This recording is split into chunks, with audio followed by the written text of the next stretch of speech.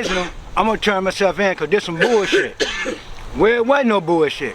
While I was doing that 2 years, secret indictment was hitting us on that Home Depot shit. So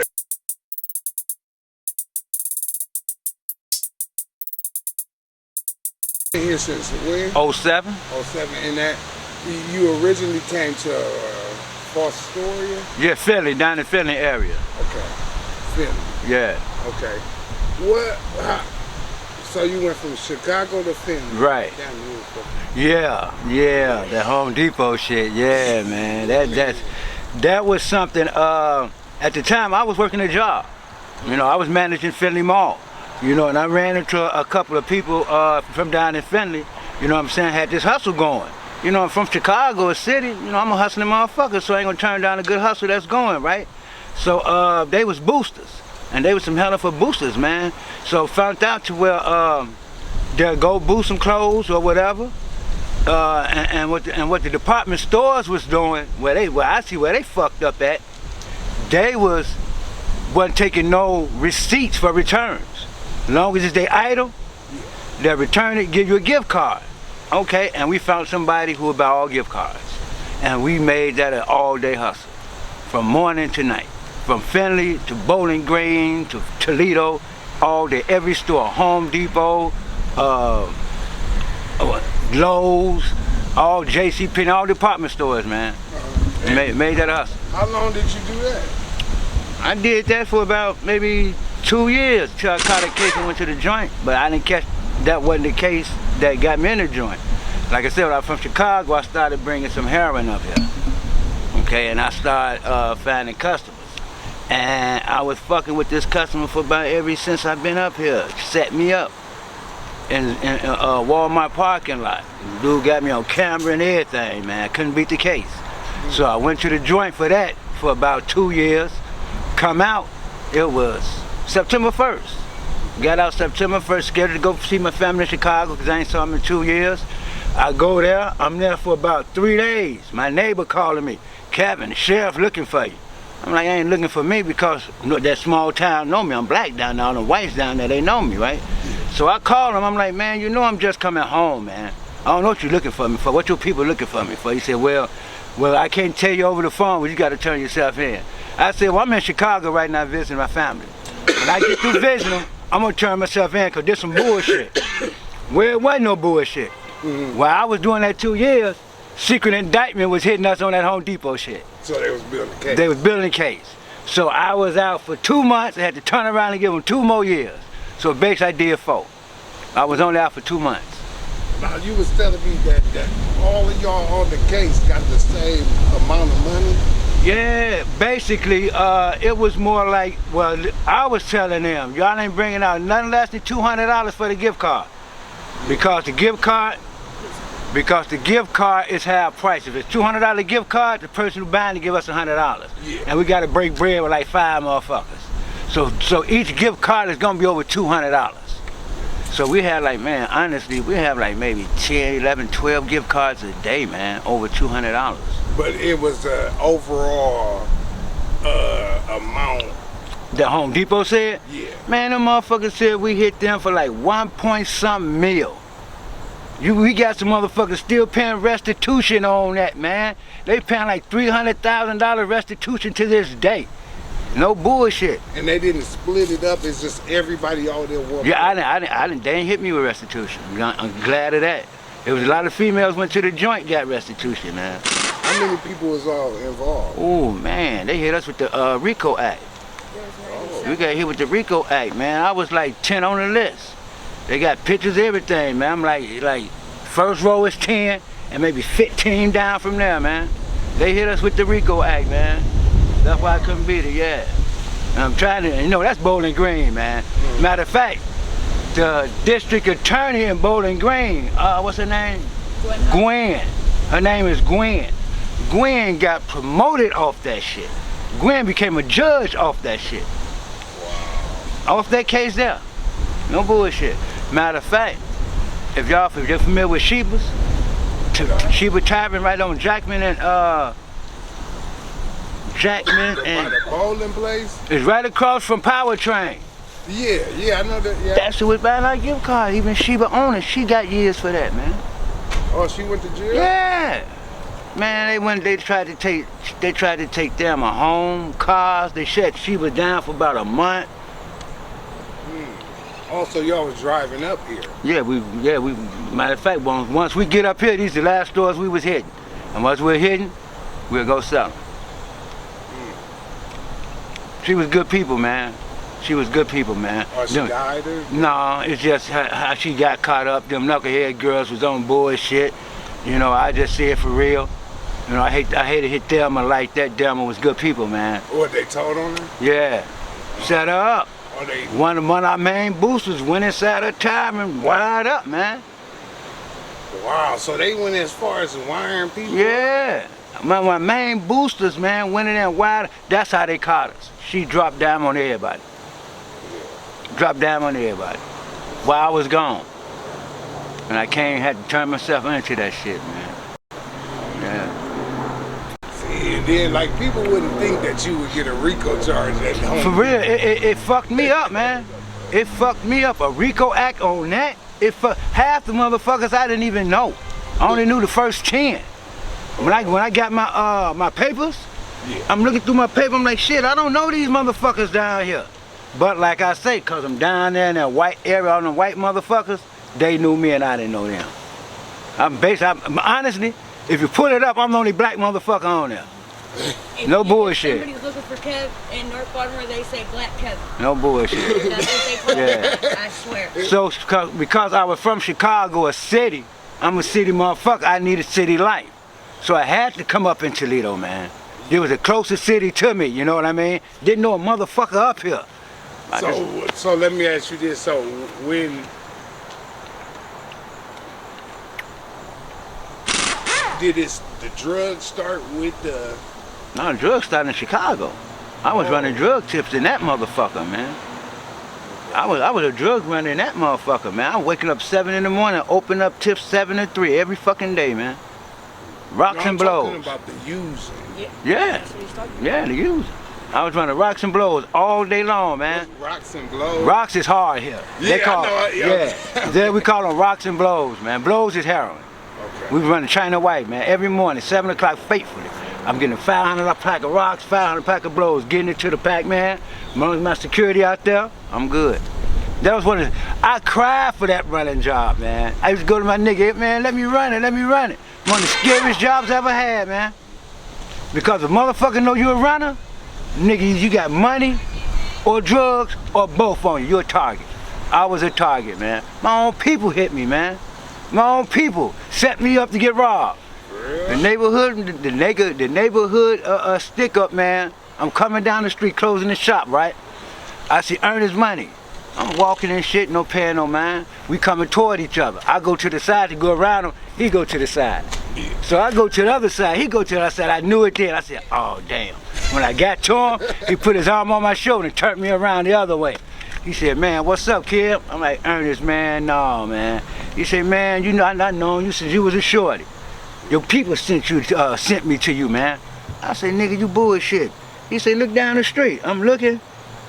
I said, it's Lit James now. He said, them the motherfuckers sent me to you, man. I said, what you gonna do, Ernest?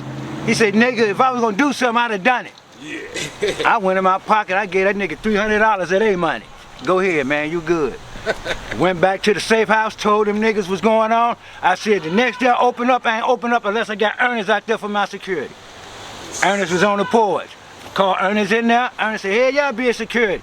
Yeah, we'll pay. Yeah, yep, yep. They sent her. He said, man, if I wanted you, care if I get you now, I'm putting you up. What's going on? I get a nigga $300 of their money, man. Good looking. What made you leave Chicago? It was a change, man. I had to get a change, man.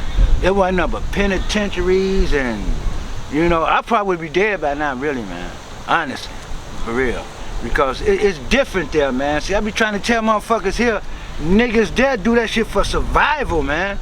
If you really ask them motherfuckers, do they want to live that lifestyle? They tell you, hell no, man.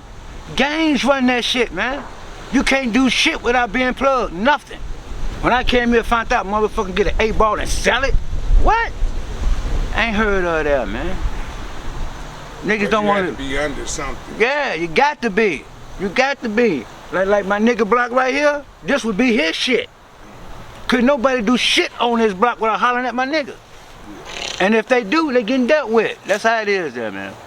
And I just got tired of that lifestyle, man. You know, you grow old to it, you know what I mean?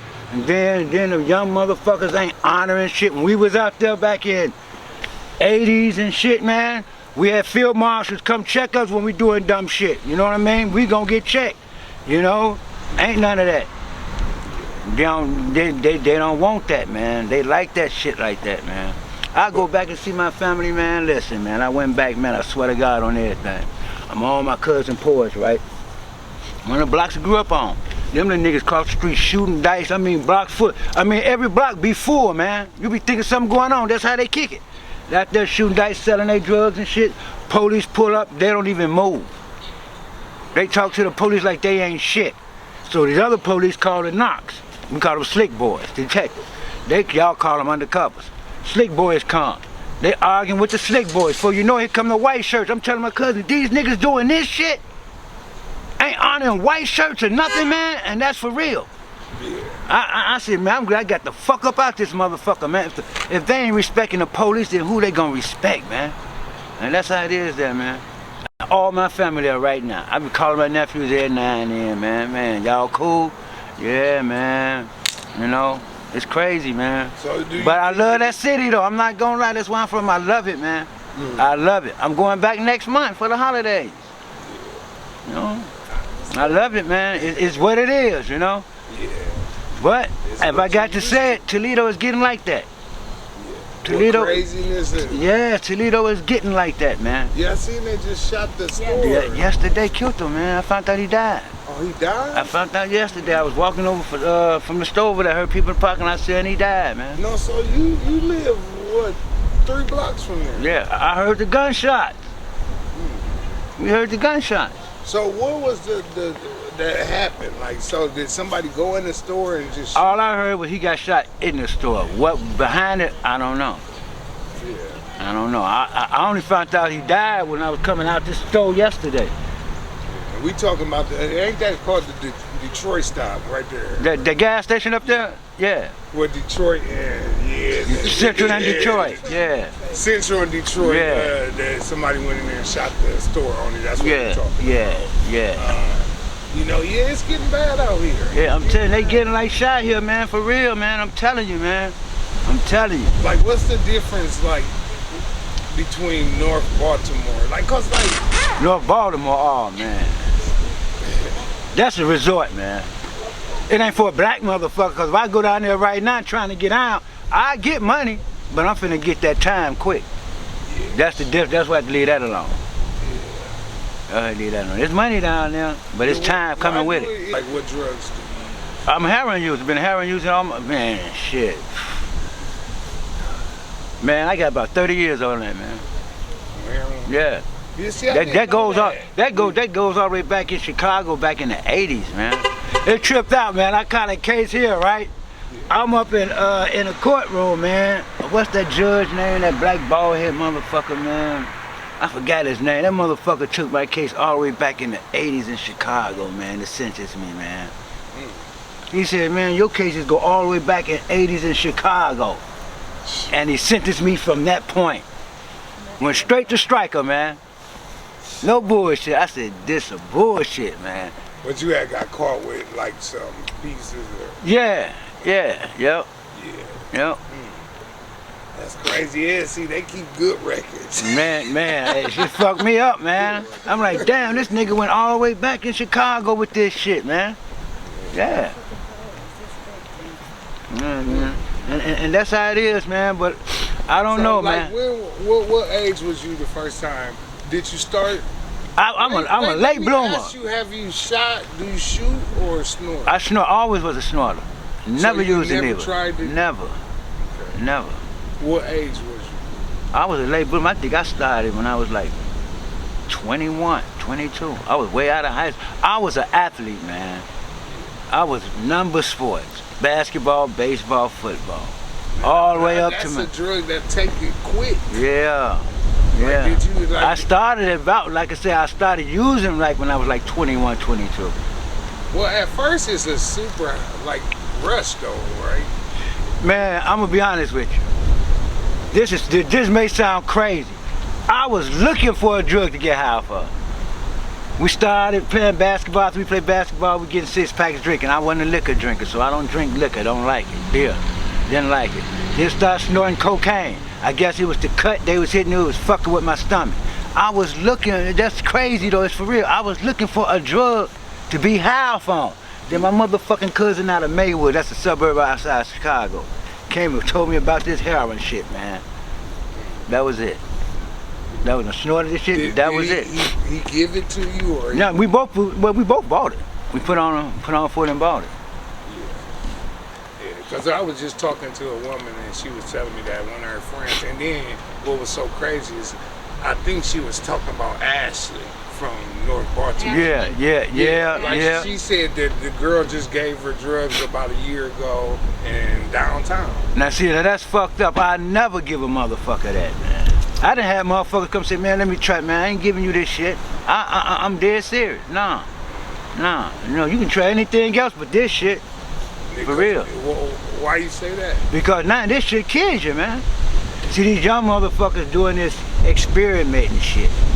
You know what I'm saying? They man probably know what they doing. When they hit them with a pack, they want to stretch the money, hitting it with some shit they don't know a motherfucker may be allergic to. Yeah. You know what I mean? And taking them out. You know, or trying to make it stronger. You know, so it was a while before I fucked with some of this shit from Toledo. What they doing, they don't know they killing their money, really, man. And this is the truth, man. The smaller the city, the more crazier it is, because it's not enough room for motherfuckers to spread out. Chicago is a big ass city. That's why I don't see why it's so crazy like that. It's a big ass city. Toledo's small. That's why it would be more crazier than Chicago. Yeah. It's small and enough room for motherfuckers to branch out, give elbow room. That's why it'd be more crazier than Chi if they don't stop. And So that's the truth. You think we turn into a heroin town? Y'all turn into a Chicago on everything. But And like, some think that shit is cool. That shit ain't cool. yeah. That shit ain't cool, man. I'm telling them niggas, they do that for survival, man.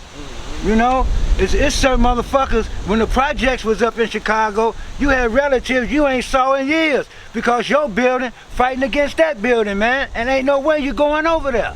And ain't no way they coming over there. That's how crazy it was. That's why they knocked the projects down. And when they knocked them down, that spread them motherfuckers across the city, man. Now here it is, you got a project. You was running that building for 15, 20 years. City took your building down. That's your money. You ain't finna stop your money, is you? You finna set war. I need that set over there, man. I need that money. Yeah. But that's I gotta GDs get over it by there. Any means. That's it. And that's how it was, man. And they used to. I watched a documentary where they used to talk about the high rise. They the ones I'm talking about. Yeah, like they were saying, like you couldn't watch your kid. You was Yeah. Man, I up. grew up on the 8th floor of Rockwell Projects, man.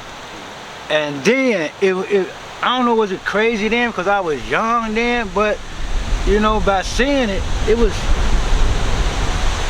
I don't know, it was pissing in the hallway, elevators didn't work, you know, playground was nothing but stones, wasn't shit there, man.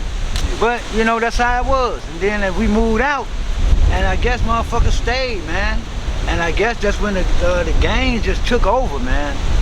I mean, when they took over, they took over. The only way the feds had to bust Robert Taylor project, they had to wait. See, they 24 hours. They was 24 hours. Some way, somehow, the feds got up on the roof and waited till the motherfuckers opened up in the morning and came down on them, because they couldn't come in.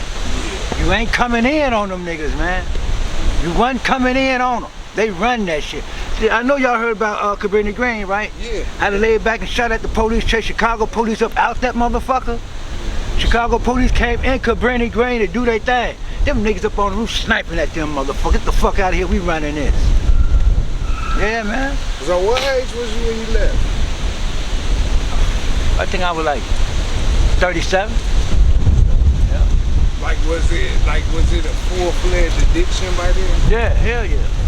Did you kind of run away from the addiction? No, I ran away from the everyday lifestyle because it's like this here. If my head wasn't straight, regardless where I went, I was still gonna be the same motherfucker. Yeah. You know what I mean? If I didn't change my thinking when I left Chicago, I was gonna bring it here. So it's like this here, man. Geographically change is good, but changing your thoughts, your mind, that's the thing. So I just did a geographical change and shit and changed, you know, it really came to where when I didn't know no motherfuckers, that helped. And then I wanted to focus on having shit, that helped. You know, because ever since I've been working a job, man. You know, but still, you know, still got that mentality, man. Because it's like it's a cycle. Yeah, it is. It is. And you got to find a way to break it. It is, man. But like, so with that being said, most of the people we interview, it's crazy because they either want to have fun, they don't want no responsibilities, or they just want to do them. They got to find what's really them. They got to want something, man. They got to want something. If you don't want shit, then you ain't gonna have shit. Wait, let me say that. So none of them is what affects you. Like you don't. So why do you think that you dealt with the heroin so long? That's a good question. It was time that I was off of it. I was off of it for about 3 years. For about 3 years. Yeah. Then just slowly, I don't know, got back into it. Got back into it. Yeah. So it's like, do you get high anymore? Not really. Just make it. Yeah. Yeah. But what keeps a motherfucker going from not sinking is, like I said, want something out of life. I got to always want something. When I get it, I gotta want something else. But like, got to keep going. I think the way they make heroin, the monkey on the back is the greatest thing ever. Yeah. In the explaining. Yeah. Yeah. You know. Yep. Like, so how would you even wanting something with a monkey on your back? Yeah, but you gonna help you to get it. Cause that gorilla gonna get it first. Yeah, you gotta feed them. Yeah, you gotta feed them first. Every day. Every day. Every day. Now, with the thing what they saying about don't get it, you're gonna die. Have you No, that ain't gonna happen. Like, that ain't gonna happen. They just afraid of the sickness that gonna come. That's what I was trying to That's what they're afraid of. And it ain't worse than what they think. They just don't want to go through with it. I've been through it several times. They just don't want to go through with it. Don't want to be sick, don't want to feel uncomfortable and all that shit. They can't sleep and all that shit. They don't want to deal with that. They ain't gonna die. Man. Yeah. Like, that's what's so interesting about these interviews, you know? Yeah. You know? I bet you done run into quite a lot of different motherfuckers, man. Yeah. This shit makes you think. It humbles you. Okay. It humbles you. Okay. Yeah, like, the truth. Like, but, so if you could go back in time, what would you 100% change? I wouldn't have. What would I change? I'd have went to a suburban high school outside of Chicago. Because that move right there would have took me away from the inner city. I'd have focused more on my sports. Because I was in the inner city high school, wasn't no money being invested there. And I'm with the gangs, I'm with all the other motherfuckers, you know what I'm saying, in the same pool I am. But if I'd have went to a school out in Maywood or Oak Park, outside of Chicago, I think I'd have been better off. So it's just like what I be telling people, it's not that we want to be criminals or that we in the hood, it's our ceiling is so fucking low. Yeah. You know? Yeah. And then it's a glass ceiling, so everybody's stuck on it and don't know. Yeah. Yeah. You know? Yeah. So I believe you, like, that just, like you said, you were searching for it. I was searching for it for real. Yeah. I was searching for it, man. That's hard. Yeah. That's hard. You know? And it sounds crazy, but I was, man. Yeah, in hindsight, you can say that. Yeah, 'cause exactly. You can see Yeah. through life. Yeah, cause I was like, I didn't like no liquor, I didn't like the cocaine, weed got a motherfucker paranoid, and everybody was high or something. I wanted to be high or something. Yeah. Why y'all You know? niggas out? Yeah.